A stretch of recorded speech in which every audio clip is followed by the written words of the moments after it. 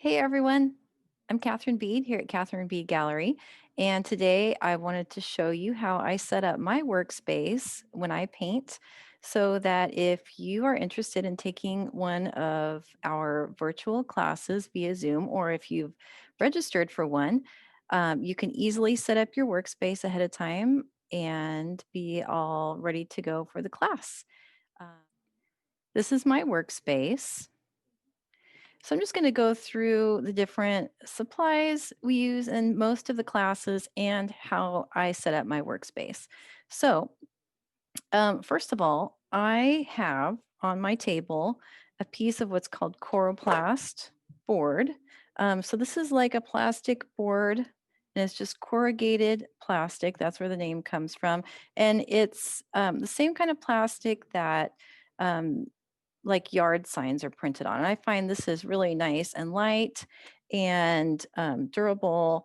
It's great for protecting your table, and also um, we'll talk about this in a little bit, but if we are stretching our paper, it's great to stretch your paper on with the tape, which I'll talk a little bit about. I have a large coroplast board on my work surface here, and I've also cut some pieces down that I can tape my paper to if I want to be able to move it around. So this is approximately 12 by 10, I believe. So it's perfect for taping an 8 by 10 sheet of paper to it.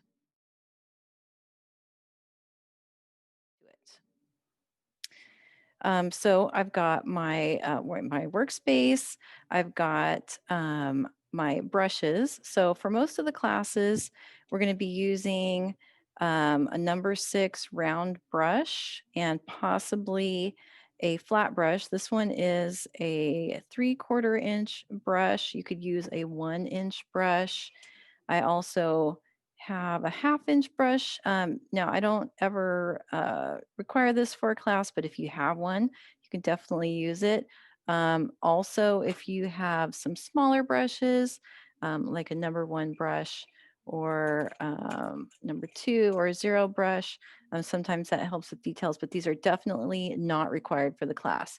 I try to gear all the classes towards using these two sizes of brush. And as far as brands go, this is a Simply Simmons brand synthetic brush, very affordable, very nice brush. This is a Princeton brush. These are nice also. They have a lot of different styles of the Princeton brush. You could also use a number 8 brush. It's just slightly bigger as long as your brush is a good one and it comes to a point. A number 8 brush is going to be just fine. You could also use Winsor Newton. Da Vinci makes nice brushes. There are a lot of nice brushes. You want to just make sure that they, when they are wet, they come to a nice point. Um, and for a beginner, I would suggest a synthetic brush, not a natural hair brush. It's just a little bit easier to transfer the water and the paint from the brush to the paper with a synthetic brush when you're starting out. I also have some drawing tools. I usually always have a number 2 pencil on the list, so that's handy to have. Occasionally, for some of the classes, we use a permanent black fine tip felt tip pen. This one is called a Sharpie pen, and this is sort of a newer Sharpie. It's permanent black ink, very nice tip, very affordable, but you could use Micron drawing pens or Prismacolor drawing pens as long as, so if the class calls for a permanent black fine tip pen, you want it to be a waterproof pen. Also, I recommend a kneaded eraser. This is not required, but these are really nice because they don't leave eraser marks on your paper. You can kind of squeeze them down to make little adjustments if we are drawing something. Also, a ruler is handy to have. We don't use this in all of the classes, but we do use it in some, so this is nice to have at the ready. Um, Spray bottle. just a little spray bottle. Any spray bottle will do just to spray our paints.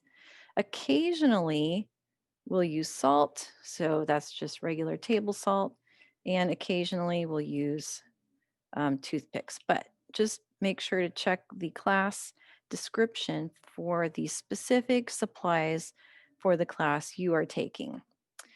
Next, I'm going to talk a little bit about paints. So you can either get a pan set, and this is a nice little pan set that I bought. I bought it empty and I added the pans to it. Or you can use tubes. Either way, I recommend 5 colors to start. So a cool red, so it could be for the Van Gogh series, their cool red is a madder lake deep. You could also use alizarin crimson, or you could use permanent carmine if you're using Winsor Newton paints or Grumbacher Academy paints. You could use any of those cool reds. Burnt sienna, that's going to be pretty standard across manufacturers. A nice medium yellow. This one's Azo yellow. I love cadmium yellow. Also, I recommend that for the class, or lemon yellow. And then for green, we have sap green. I also like hooker's green. Either one of those will work. And then ultramarine blue or cobalt blue. So these are the 5 colors we're going to be using in most of the classes. Again, check the specific class description for the class you've registered for to make sure there aren't any additional colors. There usually aren't, but from time to time we might experiment with additional colors. And you are free to use the paints you already have if you have watercolor paints, and any colors you have that are similar to this. Don't feel like, if you already have a cool red, an earth tone, a yellow, a green, and a blue, don't feel like you have to buy these specific colors, just something close to it. So that's a pan set. So these are pretty much ready to go when you buy them. You have to unwrap the little pans. If you have tubes and you haven't used tube paint before, you'll need tubes and some kind of palette. So this is a really basic palette. I got it at the dollar store. It works just fine. It has as many paint wells as we need, and it has some mixing areas here. You could also use folding palette like this one.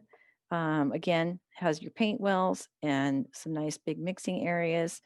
And that's really all we're looking for. You could even use just a regular white ceramic plate and squeeze your tubes onto the plate and use the middle of the plate as your mixing area. But all you have to do to get these ready to go are just squeeze a little bit of paint into these wells. And for one class, you really don't need much. There's a lot of paint in these tubes. So just a little dollop of paint in each paint well will get you going. So you can just prepare this before the class. Just open up the tube and just squeeze a little dollop of each color into your palette. And then you're ready to go. When we start painting in the class, we use the spray bottle to just spritz our paints just a little bit, just to get them activated, whether you're using a palette or pan set. Other supplies I have are paper towels. So I like to keep a roll of paper towels at the ready to wipe up anything I need to or blot. I also like to keep a paper towel or folded paper towel underneath my palette so that I can easily wash my brush and blot it off right next to my palette on the paper towel. Another supply I have is a water container, and I like to keep it somewhere close to the side I have my palette on. These are just what I use, these short cottage cheese containers or some sort of tub that you got from the grocery store. Reuse it for your water container. They're nice because they're short and it won't easily tip over. And I would say and recommend if you have a drink, a cup of coffee, water, keep it on the opposite side of your workspace from your water container so you're not tempted to dip your brush in it. The last thing I'm going to talk about is paper. So I recommend for the best results to have um, watercolor paper that is 100% cotton, acid free. And you can find these at any art supply store. I like to use a brand called Arches, and this is a pad. So you can buy this in pads. This is a 10 by 14 pad, so you can just cut the paper down to whatever size we're using in class. You can also use a watercolor block. So this is a pad of paper that's glued around the edge so that you don't have to stretch it. And we use mostly 140-pound paper in the classes. This is another example, Strathmore. And we use cold press most of the time. And this one's 100% cotton, acid free, same as the Arches. These come in pre-cut sizes or pads. I like the 500 series the best. I think it's a little bit better than their others. And you can also buy large sheets, 22 by 30 sheets, if you go to the art supply store, and you can just fold and tear them down into smaller pieces. So this is a quarter sheet of a full-size sheet of watercolor paper. And I think for the quality, this is Arches paper, 140-pound cold press. It's probably the most economical to buy it in single sheets if you can get to an art supply store, and then cut down to size as you need. The pads and the blocks are a little bit more expensive. The Strathmore is a good budget paper if you're just getting started. As you can see, these are the 8 by 10 pre-cut sheets. There are, I believe, 10 sheets in this package, and it was $10.50 for that package at the local art supply store.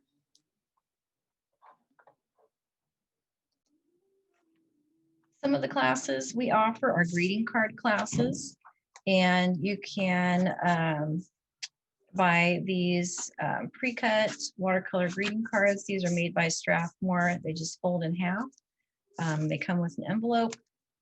You can also alternatively make your own cards. So this is a 5 by 7 size. So to make your own card, you could just use a 10 by 7 sheet of watercolor paper of your choice and just fold it in half.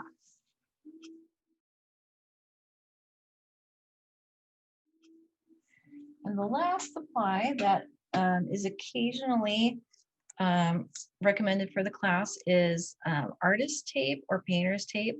So this is just a roll of blue painter's tape. I got it at the dollar store, so it's very economical. So we use this when we use our 140-pound cold press paper to do what's called stretch it. And so that means we put our paper down on our board.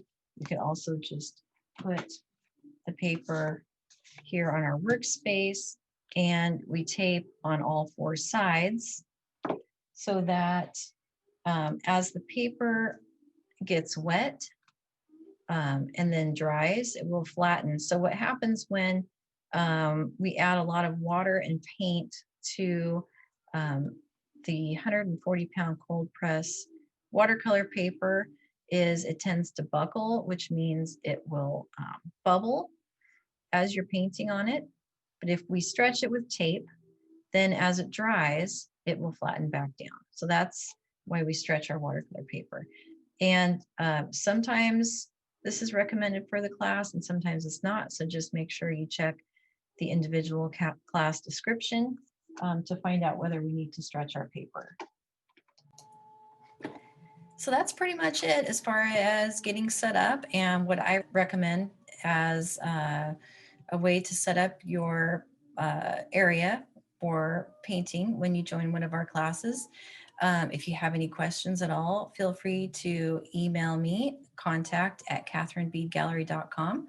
And I look forward to seeing you in class. Thanks.